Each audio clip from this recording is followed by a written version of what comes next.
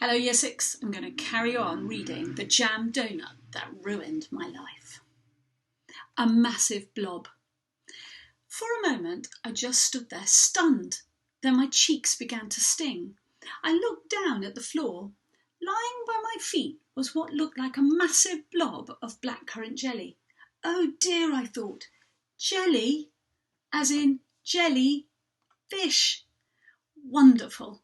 I told you that most surprises were bad, and being smashed in the chops with a flying jellyfish is probably about the worst one I've ever had. The throbbing pain in my face rapidly got worse. "What the piggy-wiggy happened here?" said Mrs. McDonald, ending her phone call and striding towards me. Gamble ran over too. His clipboard was soaking wet, like he just, I don't know, used it to fling a poisonous sea creature at my head, perhaps. "You'll never believe it, Mrs. McDonald," he said, "but Roman was eating a jam donut and the jellyfish saw him and it just leapt out of the tank and smacked him right in the face." Mrs. McDonald squinted at him. "Pardon?" "I think Darren knew it would at me," I said, but my lips were turning numb and I couldn't speak properly. "As if I would," said Darren, narrowing his eyes at me. "If you hadn't tried to eat the donut, this wouldn't have happened." "Miss Clegg," said Mrs. McDonald, "did Darren do this?" Turn the page. "Didn't see anything," said Miss Clegg, looking up from her mobile. "Excellent. Innocent till proven guilty," said Gamble. "That's what my uncle always says." "So," said Mrs. McDonald, "I'm supposed to believe that this jellyfish just hurled itself out of the water and attacked Roman." "Yes, it's true," said Rosie Taylor, looking smug as she picked up my now soggy half donut from the floor. "Look what I found! Hashtag caught red-handed." Mrs. McDonald raised an eyebrow at me. "So it was all your fault, Roman?" "No-ish," I moaned. "Oh, Shane!" My girlfriend would explain everything. She'd tell Mrs. McDonald that Gamble threw the jellyfish. Maybe she'd even pretend I had nothing to do with the jam donut. Mrs. McDonald turned to her. "Jane, don't tell me you were involved in this too. I am surprised." Jane's cheeks looked ready to burst and her mouth was clamped shut. She chewed rapidly, shaking her head. Then she swallowed hard before saying, "No, I wasn't, Mrs. McDonald. I tried to make him stop eating, but it was too late." She burst into tears. "Thanks, girlfriend." By now my face felt like it was being slowly inflated with burning hot air.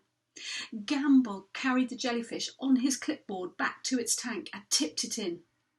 "I warned you about eating," sighed Mrs. McDonald before clapping her hands together. "Right, medical emergency.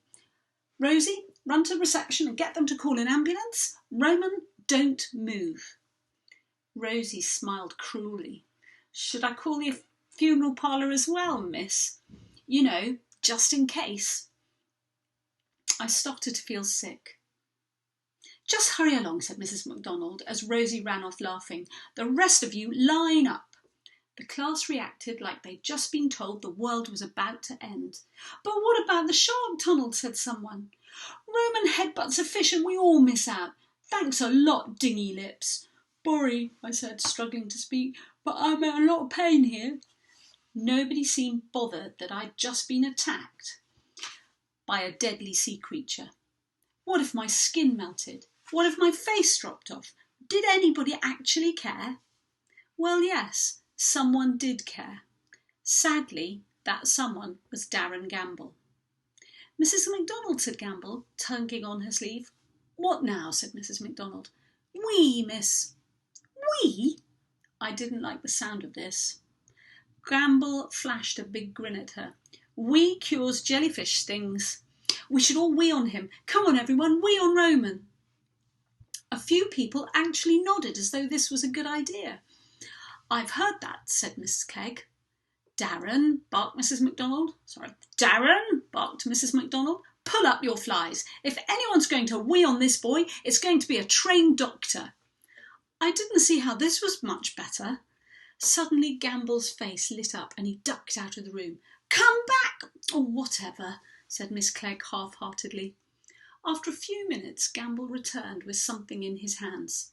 This really wasn't good.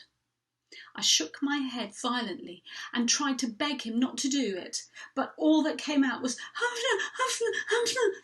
Now, Darren, said Mrs. MacDonald, put that down. Gamble was holding a potty full of yellow liquid.